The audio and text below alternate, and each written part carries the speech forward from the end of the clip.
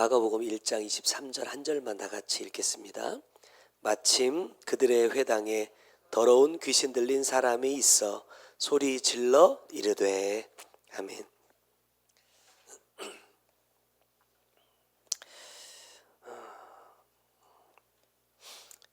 또 신앙생활을 하면서 또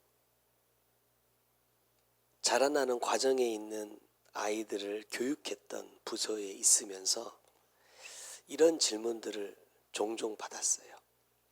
꼭 교회에 가야만 예배냐? 예배를 드리는데 꼭 교회에 가서 예배를 드려야만 되는 것이냐? 라는 질문들을 많이 받았습니다. 무슨 말이에요? 가기 싫다는 거예요. 교회 가기 싫은데 왜 전화했냐? 이 말이거든요. 여러분 어떻게 생각하세요? 꼭 교회에 와야만 우리가 드리는 것이 예배가 되는 겁니까? 아니죠. 우리가 코로나를 한 3년 겪으면서 이런 생각들이 많이 어떻게 됐어요? 깨졌습니다. 왜? 못 갔거든요. 교회를. 여러분 기억나시는지 모르겠어요. 어느 날 주일인데 제가 집에서 코로나 검사를 딱 하고 출발해서 교회 목양실을 딱 들어왔는데 사모님이 목사님 2줄이네요.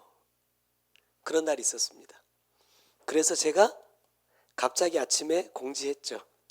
오늘은 각자의 자리에서 영상으로 예배하겠습니다. 그리고 제가 저기 그 안골 옆에 있는 그 무슨 병원이에요? 대자연병원 가가지고 그 길거리에서 2시간 반 동안 추위에 떨며 서가지고 코로나 검사하고 이랬던 적이 있었습니다.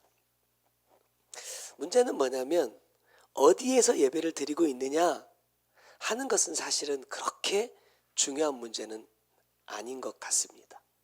그러나 문제는 뭐냐면 과연 내가 하나님께 예배하고 있는 그곳이 성전이냐는 것은 여러분 중요합니다. 성전은 우리가 잘 아는 것처럼 뭐가 아니에요? 건물이 아니죠. 이런 건물들이 아닙니다. 그럼 성전은 뭡니까? 말씀 그대로 하자면 하나님이 거하시는 곳입니다. 이런 생각을 한번 해봤어요. 육으로 보면 가장 지저분하고 더러운 곳 중에 한 곳이 화장실입니다. 화장실에 앉아서 볼일을 보면서 내가 그곳에서 주님을 찾고 주님이 나를 만나 주신다고 한다면 그 화장실이 뭐예요? 성전인 겁니다. 내가 차를 타고 운전하면서 가고 있어요. 하나님께 기도하고 또 그 순간순간 하나님과 동행하고 있다면 그 차 속이 뭐예요? 성전인 거예요. 같은 의미로 생각해 보자면 나 자신이 내게 주신 하나님의 말씀대로 살아가기 위해서 몸부림치고 있다면 나 또한 뭐가 될 수 있어요? 성전이 될 수 있습니다. 근데 반대로 우리가 지금 예배하기 위해서 이 교회라는 건물 안에 모여 있지만 내 마음이 거룩하신 하나님이 거하실 수 있는 그러한 곳이 아니라면 하나님이 나에게 말씀을 주셨음에도 내가 그 말씀대로 삶을 살지 않고 이런 표현 옛날에 참 많이 했어요. 일주일 내내 내 마음대로 살다가 오늘 교회 와가지고 주님 한 주간도 제가 제 마음대로 살아버렸네요. 용서해 주세요. 다시 힘을 얻겠습니다. 이러고 앉아있다고 한다면 우리가 모여있는 이 공간이 사람들의 눈에 보기에는 성전, 교회일 수 있지만 하나님과 나의 관계 1대1의 관계로 봤을 때 나 자신은 뭐가 아니다? 성전이 아니라는 거예요. 같은 장소, 같은 시간을 보내고 있을지라도 어떤 사람은 성전으로 하나님 앞에 예배를 드리는 사람이 있는가 하면 어떤 사람은 하나님과 아무 관계없는 시간을 보내는 사람도 있을 겁니다. 전에 교회에서 예배 시간에 이것 때문에 화가 나서 박차고 나간 사람이 있어요. 뭐냐? 거룩한 하나님께 예배하는 시간에 찬송가를 부르지 않고 복음성가를 부르는 것 때문에 화가 나가지고 예배 중간에 소리를 빽 지르고 나간 사람이 있었습니다. 여러분 어떻게 생각하세요? 실화예요? 제가 쫓아가서 잡았다니까요. 왜 그러시냐고. 로비에서 얼마나 크게 얘기하는지 제가 밖으로 데리고 나갔어요. 거룩한 예배 시간에 하나님께 예배하는데 복음성가나 부르고 있다고. 여러분 뭐가 맞는 거예요? 뭐가 맞는 겁니까? 거룩한 예배 시간에 거룩한 찬송가를 부르지 않고, 그분의 기준입니다. 거룩한 찬송가를 부르지 않고 세상 노래 같은 복음성가나 부르고 있는 이 교회에서 나는 예배 못 드리겠다. 그리고 예배 중간에 박차고 나가는 것이 맞는 거예요? 아니면 찬송가를 부르지 않고 복음성가를 부르는 것이 잘못된 거예요? 그런 거 아니거든요. 거룩의 기준은 여러분 그런 거 아닙니다. 예배의 기준은 그런 게 아니에요. 여러분 아무리 거룩한 찬송가라 할지라도 내 자신이 거룩하지 않으면 내가 부르는 찬양은 뭐가 돼요? 노래입니다. 노래. 세상 노래나 다를 게 없다니까요. 제가 언젠가 그런 고백 드렸잖아요. 너무 피곤하고 힘든데 하루하루 기도해야 되는 그 시간이 있었어요. 명으로 받은 시간이 있었어.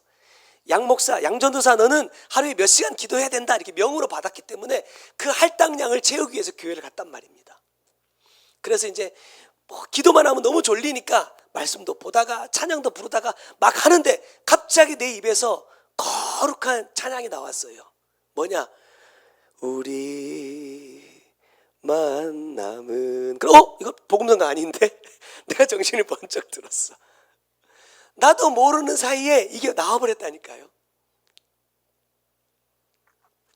중요한 것은 우리가 처음에 교회 개척해서 예배 드릴 때도 그랬잖아요. 교동문 안 한다고, 사도신경 안 한다고, 이상한 교회라고 손가락질 많이 받았습니다. 여러분 그런 형식적인 것이 중요한 것이 아니라 성전은 뭐예요? 하나님이 함께 하시면 누구든지 어디든지 성전인 겁니다. 하나님께서 함께 하신다면 그의 삶 자체가 뭐예요? 예배인 겁니다. 나중에도 마지막에 다시 한번 언급하겠지만 이제 본론으로 들어가기 전에 우리 자신들이 한번 돌아봤으면 좋겠어요. 지난 한 주간이 나는 성전이었는가? 지난 한 주간은 나의 삶이 예배였는가 하는 것을 한번 돌아보면서 저와 여러분이 점검하는 마음으로 함께 말씀을 나눴으면 좋겠습니다. 자, 첫 번째는 회당에 들어가입니다. 우리가 너무나 잘 아는 것처럼 성전의 주인은 누구예요? 주님이십니다.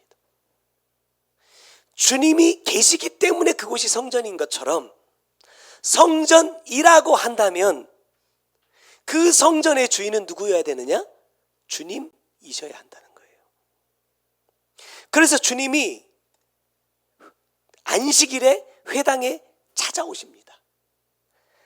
21절의 말씀 보니까 왜 찾아가시느냐?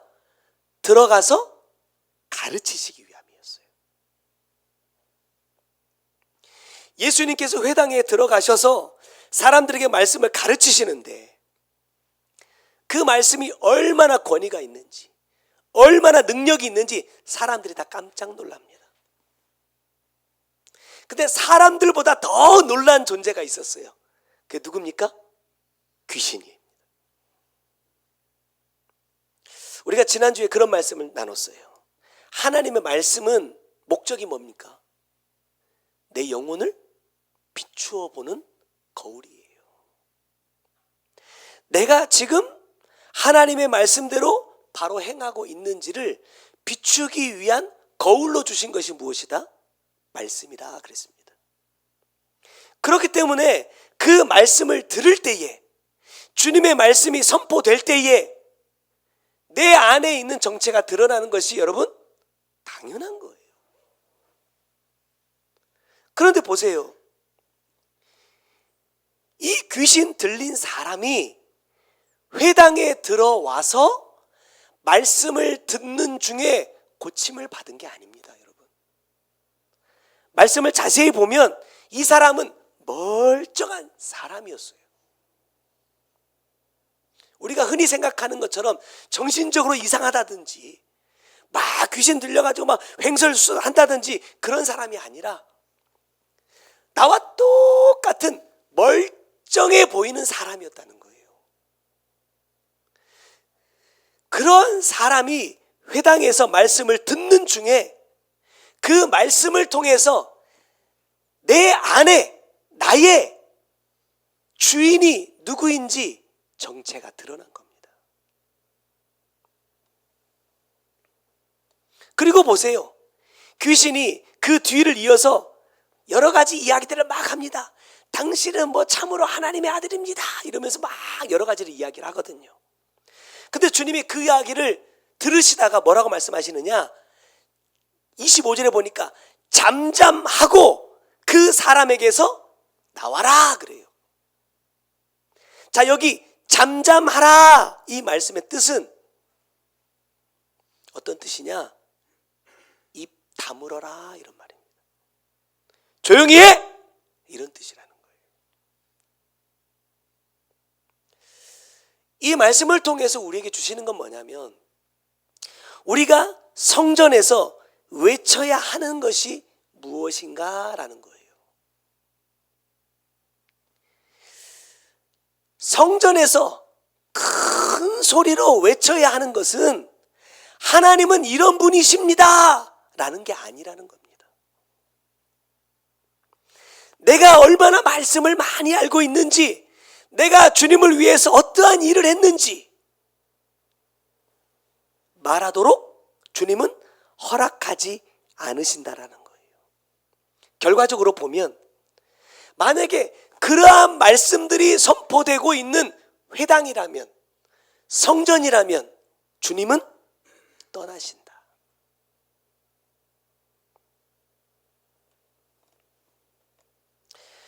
지난 성회의 기간 동안에 이런 말씀을 주셨어요. 큰 소리 치는 것은 교회 안에서 또 내 삶 속에서 내가 큰 소리 치는 사람이라는 것은 어떤 증거냐? 나의 주인이 누구라는 증거예요? 귀신이라는 증거다 그랬어요. 다시 말하면 내 주인이 주님이 아니시라는 거예요. 왜냐하면 우리가 아담과 하와가 죄를 짓고 동산에서 아담을 부르시는 하나님의 음성을 듣습니다. 근데 성경에 보니까 아담은 자신을 불러주시는 하나님의 말씀을 뭐로 들어요? 소리로 듣습니다. 그러니까 나를 지금 불러주시는 하나님께 나아가지 않고 어떻게 해요? 숨어버린다는 거예요. 나의 허물을 감춘다는 거예요. 하나님의 말씀이 선포되는 이유는, 하나님의 말씀이 나누어지는 이유는 하나님이 어떤 분인가를 가르치는 목적이 아니라 어떻게 해야 우리가 하나님께 복을 받을 수 있느냐를 가르쳐주기 위함이 아니라 내 자신의 주인이, 정체가 무엇인지를 드러내는 것이 첫 번째 목적이라는 겁니다. 내가 어떻게 신앙생활을 하고 있는가? 내 신앙생활의 목적은 무엇인가? 내가 열심히 수고하고 헌신했지만 누구를 위한 것이었는가? 라는 거예요.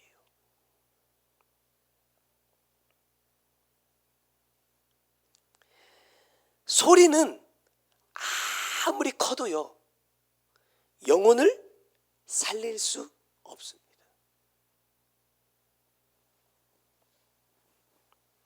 그럼 어떤 사람이 되어야 되는가? 내 주체가 누구인지를 점검하는 사람이 되어야 된다.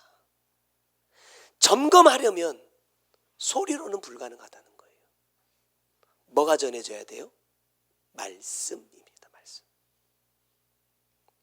언젠가도 그렇게 나눈 적이 있지만 우리가 이 성경을 통해서 하나님의 말씀을 듣는 것은 참 쉽습니다.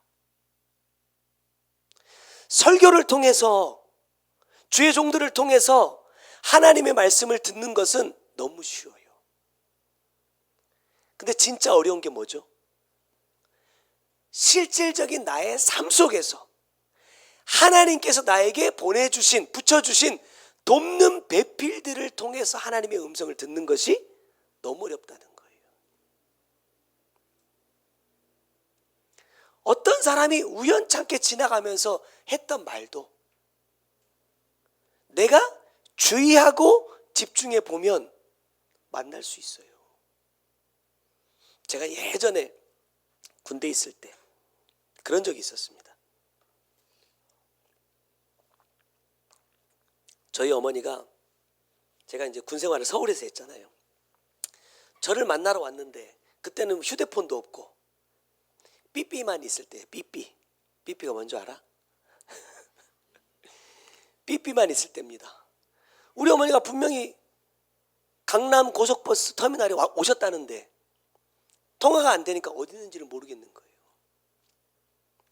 또 우리 어머니는 시골 분이라 그때 저기 전라남도 강진 사실 때잖아요. 서울에 올라왔으니 뭘 아시겠어요? 내가 가서 이제 찾아야 되는데 그 강남 고속버스 터미널, 여러분 옛날 강남 고속버스 터미널 이 왼쪽 끝부터 오른쪽 끝에까지 가려면 얼마나 많이 오래 걸리는지 아시죠? 제가 정말로 군복을 입고 눈썹이 휘날리도록 달려다녔거든요. 못 찾겠는 거예요.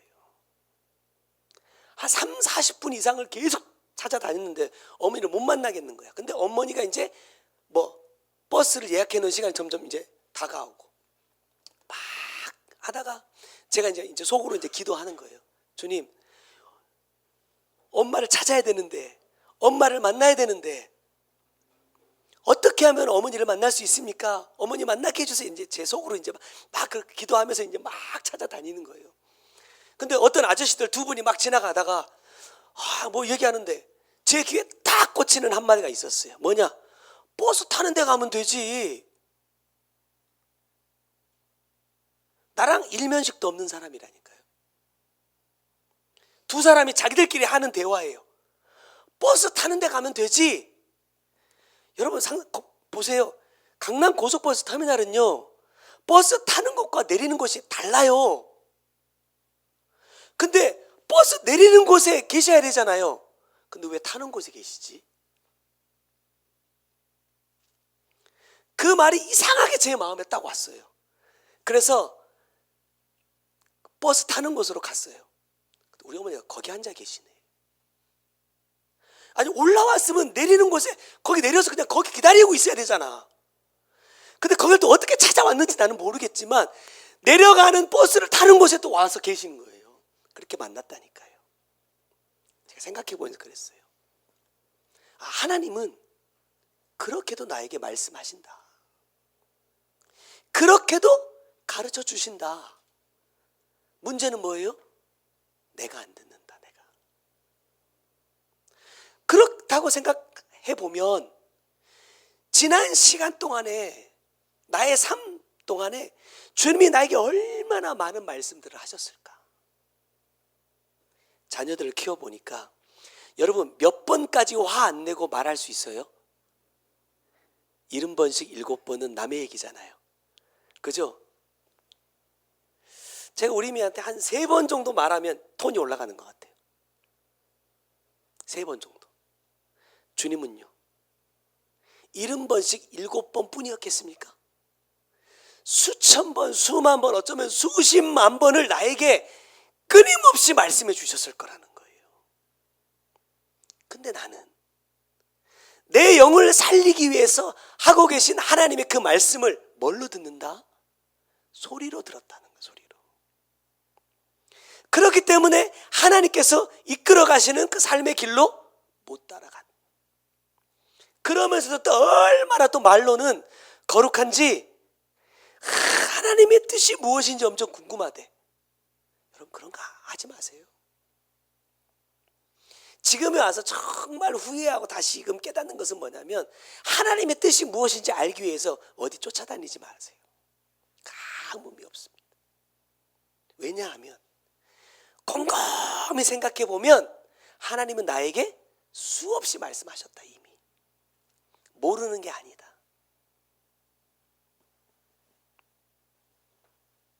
뒤에 34절에 보니까 어떤 병이 들었던 귀신이 들렸던 오는 사람마다 다 고침을 받는다는 겁니다. 어떤 사람들입니까? 그분을 통해서 주시는 소리를 말씀으로 받는 사람들입니다. 나중에 다시 말씀 나누겠지만 희한하게는 성전에서는요 한 사람밖에 고침을 못 받습니다. 그러면 그 한 사람만 귀신 들렸었을까?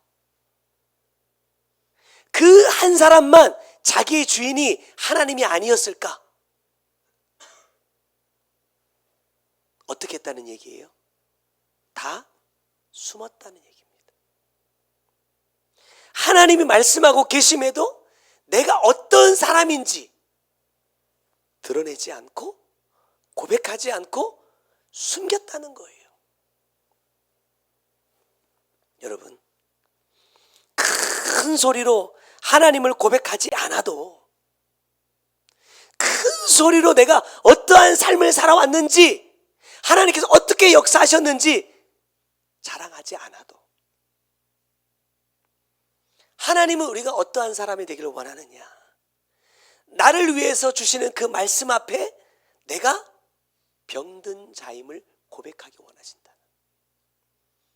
내 주인이 하나님이 아니었음을 고백하기를 원하신다.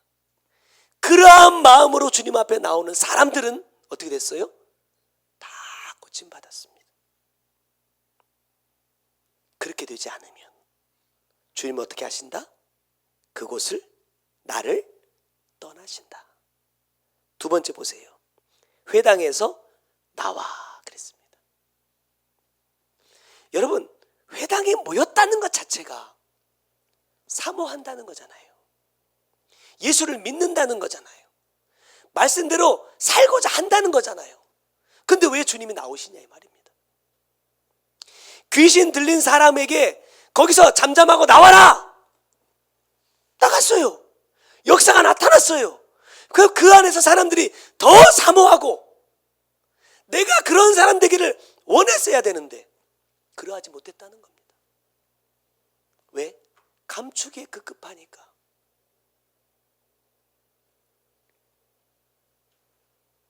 하나님의 역사는 우리가 함께 모여서 예배하는 이곳에서도 나타나겠지만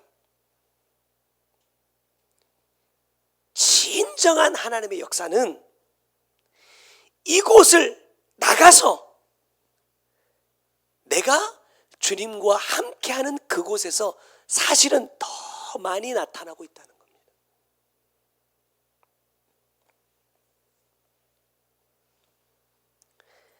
그런데 그 일을 가능하게 하는 한 사람이 있어요. 말씀을 뒤로 쭉 읽어가다 보면 누가 등장하느냐? 열병으로 누워있는 베드로의 장모라는 사람이 등장합니다. 예수님께서 이 여인을 고쳐주셨어요. 31절 말씀 보세요. 그 손을 잡아 일으키시니 열병이 떠나고 그 다음에요. 여자가 그들에게 수종드니라. 이 열병이 어느 정도 중한 병인지는 잘 모르겠지만 아무튼 일어나지 못할 만큼 힘든 병이었습니다. 고쳐주셨어요. 그 은혜가 너무너무 고맙고 감사해서 여자가 건강 회복하니까 일어나가지고 열심으로 예수님을 대접해드리고 함께한 사람들에게 열심히 섬겼다. 이런 의미가 될 수도 있겠지만 여기 수종드니라라는 이 단어의 명사형으로 바꿔보면 어떤 데 쓰여지냐면요, 우리가 흔히 하는 직분을 말할 때 쓰입니다. 목사, 집사, 선생, 이런 단어로 사용이 되더라고요. 무슨 뜻이냐 하면 이 베드로의 장모, 이 여자는 고침을 받은 은혜에 감사해서 최선을 다해서 그들을 대접하고 섬겼다라는 것이 아니라, 여자가 그들에게 수종 들었다라는 이 말은 이제 이 은혜를 통하여서 이 여인이 참으로 예수 그리스도를 따르는 뭐가 됐다는 거예요?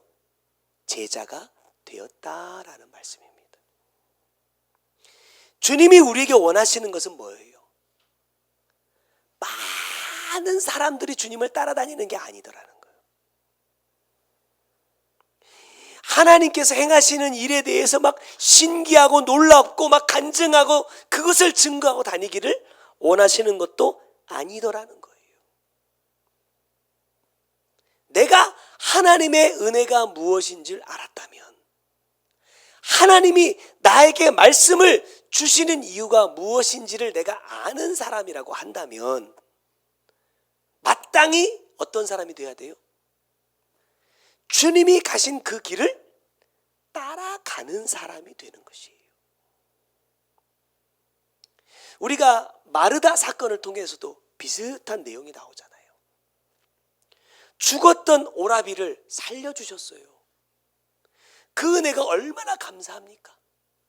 예수님께서 베다니에 오실 때마다 마르다가 정성껏 최선을 다해 예수님을 대접했다니까요. 그런데 이것이 한 번, 두 번 반복되다 보니까 어때요? 힘들어. 처음에는 분명히 너무너무나 감사한 마음으로 시작했는데 내 힘에 부치다 보니까 누구를 향해 불평해요? 아니, 언니인 자기 안 도와주고 예수님의 발 앞에 앉아서 말씀을 듣는 저 사람을 시기해요. 아, 예수님, 제 동생 마리아한테 야, 가서 언니 좀 도와줘. 언니가 지금 얼마나 힘드냐, 혼자서 얼마나 고생하냐, 말씀 좀 해주세요 라고 말하고 있다는 거예요. 주님이 원하시는 것은 수종 드는, 대접하는 게 아닙니다. 저는 아버님이 목사님이시기 때문에 어려서부터 뭐 대신방이며 이런 거 하시는 걸 많이 봤거든요. 시골이지만 딱 가면 1년에 한 번이잖아요. 얼마나 정성껏, 여러분 우리 어른들은 기억나시겠지. 집 마당에다가 거적대기 깔아놓고 천막 탁 쳐놓고 거기다가 상을 쫙 깔아놓고 자기 구역 식구들 다 초청해가지고 막, 난 무슨 동네 잔치하는 줄 알았어. 집에서 1년 동안 한 번도 먹어보지 못한 반찬들이 막 이렇게 쌓여가지고 목사님이 우리 집에 오셔서 예배 드려주신다고. 그렇게 지극히 극진히 대접하는 성도들을 많이 봤어요. 그런데 경험입니다. 그렇게 극진히 대접했던 그 성도가 목사님을 쫓아내더라고. 뭐예요 이게? 그러니까 그런 거 아무런 의미 없단 말입니다. 모르겠어요. 대접받는 목사님 입장에서는 행복할지 몰라. 야, 우리 성도들이 신앙이 제대로네 이렇게 말할지 모르겠지만, 지금에 와서 생각해 보면 하나님이 원하시는 것은 그런 것보다 뭐예요? 말씀대로 살기 위해서 몸부림치는 것. 좀 내 환경이 내 마음에 맞지 않아도, 내가 원하는 삶이 아니더라도, 하나님은 분명한 목적을 가지고 나에게 나를 이 삶 가운데로 표현이 맞는지 모르겠어요. 보내셨다. 이 삶을 살게 하신다. 라는 것을 믿고 그 안에서 참고 인내하고 견디고 이겨내기를 원하신다는 거예요. 그런데 주님께서 정말 나에게 원하시는 것은 온데간데 없고, 사람들이 볼 때 야, 이 장로님 정말 대단하다, 이 권사님 진짜 믿음 좋으신 분인가 보다 라고 인정받는 것에 목적이 되어 있다면, 그가 행하는 모든 것은 결국 뭐예요? 하나님과 아무 관계가 없는 것이라는 거예요.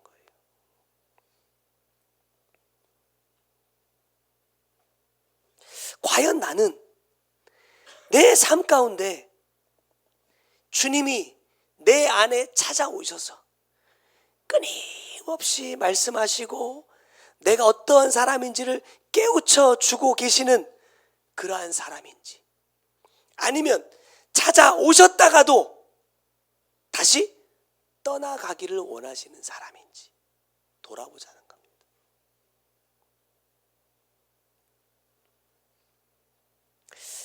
이번에 성회를 마치고 이제 센터에 남아가지고 잠깐 제가 할 일이 좀 있어가지고 좀 일을 좀 했습니다. 한참 일을 하고 있는데 원장님 오셔가지고 그런 말씀 해주셨어요. 목사님, 이거 왜 하고 계십니까?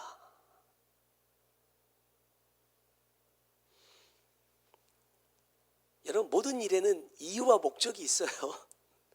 왜 하고 있냐 물어보시는 거예요. 제가 이제 여러분 아시는 분은 아시겠지만 이제 거의 해마다 뭐 센터 안에서 뭐 페인트나 오일 같은 거 작업해야 되는 것도 제가 이제 돌아보면서 하고 있거든요. 이제 올해도 보니까 아이고 가서 한번 또 일을 해야 되겠다 마음을 먹고 있었는데, 마땅한 날을 못 잡고 있다가 성에 딱 지나고 그 뒤 날들이 날이 아주 좋아. 근데 20도를 넘지 않더라고요. 그래서 야, 이게 최적의 날씨다. 그래서 3일 동안 남아가지고 이제 그 나무에 오일을 바르는 오일 스텐 작업하는 것 좀 해야 되겠다 생각하고 그 작업을 하고 있는 거예요. 왜 하냐 물어보시더라고. 누가 시켜서 하는 거냐 아니면 스스로 하는 거냐 하면서 이런 말씀하셨어요. 하나님은 우리에게 말씀하시고 내가 그 말씀을 듣고 이렇게 해야 되겠다라고 하는 것도 기뻐하셔요. 근데 하나님이 더 기뻐하시는 건 뭐냐면, 하나님이 말씀하시기 전에 무엇이 하나님이 더 기뻐하시는 일인가를 내가 찾아 스스로 하는 것을 더 기뻐하신다는 거예요. 그래서 명분이라는 것을 말씀하시면서 목사님이 지금 하고 있는 이것이 누군가가 시켜서, 누군가가 원해서 그 말을 듣고 하는 것이라면 물론 주님이 기뻐하시고 명분도 쌓이겠지만 아주 조금입니다. 하지만 내가 스스로 깨닫고 행한 것이라면 그것은 엄청난 명분이 쌓이는 일입니다.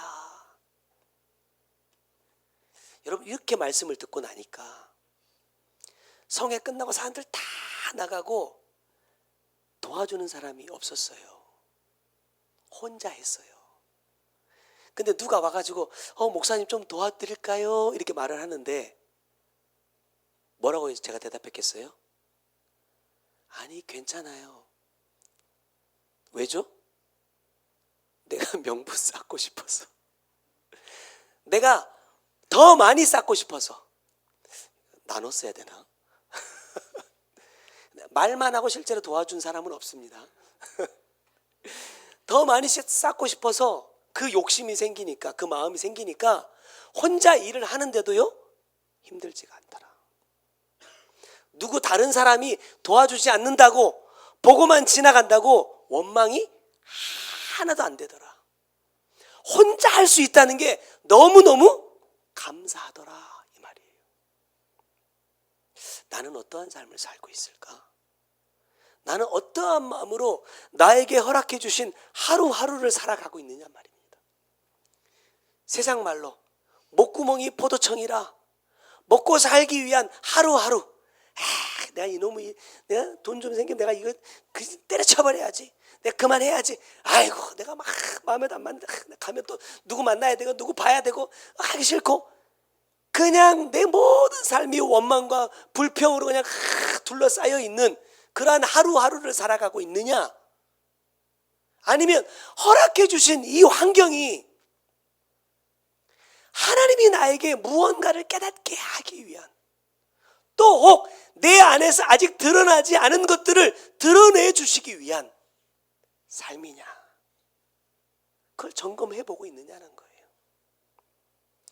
이번 한 주간 욥기를 읽으면서 다시 한번 그걸 보게 됐어요. 여러분, 욥의 세 친구가 와가지고 굉장히 많은 말들을 하거든요. 틀린 말이 있습니까? 틀린 말이 하나도 없어요. 근데 왜 하나님이 이 욥의 세 친구를 책망하실까요? 그 사람들은 영적으로도 굉장히 깊이가 있는 사람들이라고 말씀하셨거든요. 하나같이 다 옳은 말이에요. 근데 왜 책망하시느냐?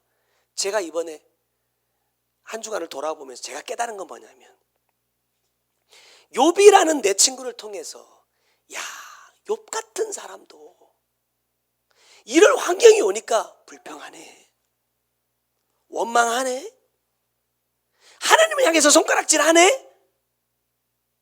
너 그렇게 하면 안 돼가 아니라 그 모습을 누구에게서 찾았어야 돼요? 나예요, 나. 욥처럼 하나님께서 인정하시는 사람도 내가 원하는 환경이, 원하지 않는 환경이 계속해서 반복되니까, 저렇게 하나님을 향해서 원망하는데 나는 어땠을까? 나는 어떨까? 말씀은요, 다른 사람 비추는 거 아니다 라고 말씀하셨잖아요. 나를 비추는 겁니다. 나를 보는 겁니다. 아무리 그 사람이 옳지 않은 말을 하더라도, 물론 때로는 그걸 가르쳐야 될 때도 있어요. 나중에 보면 욥의 세 친구가 아닌 엉뚱한 한 사람이 딱 등장해요. 누구예요? 엘리후라는 젊은 친구가 딱 등장하거든요. 그런데 희한하게도 엘리후가 했던 말에 대해서 하나님은 책망하지 않습니다.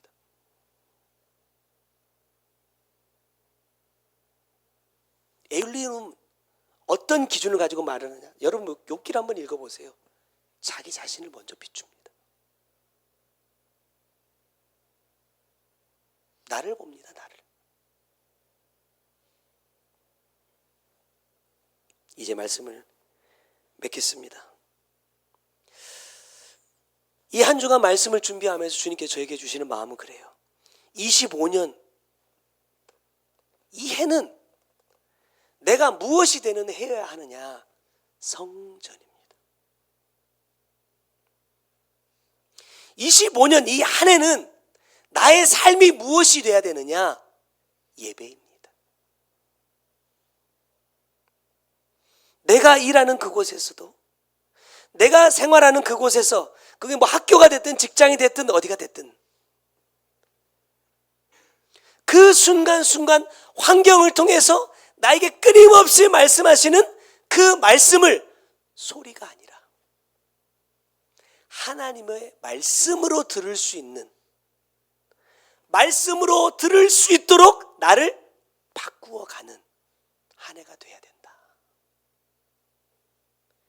그래야만 여러분, 그 성전에 하나님께서 뭘 주시죠? 솔로몬이 성전을 딱 완성하고 하나님 앞에 이제 봉헌하는 예배를 딱 드리는데 뭐가 임해요? 하나님의 영광이 임합니다. 하나님의 영광이 임하는데 제사장들이 서서 제사를 드릴 수 없을 만큼 엄청난 하나님의 은혜가 임한단 말이에요. 1,000번째를 드렸으니까 임한 겁니까? 아니에요. 하나님께서, 거룩하신 하나님께서 임재하실 수 있는 그 성전이 솔로몬이 7년 동안 지어놓은, 금으로 발라놓은 그 건물이 성전이 아니라 솔로몬 자신이 온전히 하나님의 뜻을 이룰 수 있는 성전이 되었을 때 하나님의 영광이 임한다 이 말입니다. 근데 그 말씀도 한번 쭉 읽어보세요. 솔로몬이 백성들을 축복하면서 이래요. 하나님, 백성이 하나님을 이렇게 떠났을 때 이 성전을 향해 기도하면 용서해 주세요. 또 이렇게 우상을 섬기고 어쩌고저쩌고 막 이런 얘기를 하거든요. 근데 솔로몬이 했던 그 고백들이요, 나중에 자기가 그대로 합니다. 무슨 말이에요? 우상 솔로몬이 섬기고요, 이방 여자와 솔로몬이 결혼합니다. 그래서 나라를 하나님으로부터 떠나게 해버려요. 그런데 희한한 건요, 하나님께 성전을 봉헌해 드리는 그때 솔로몬이 자기 입으로 다 고백한 기도라니까요. 하나님은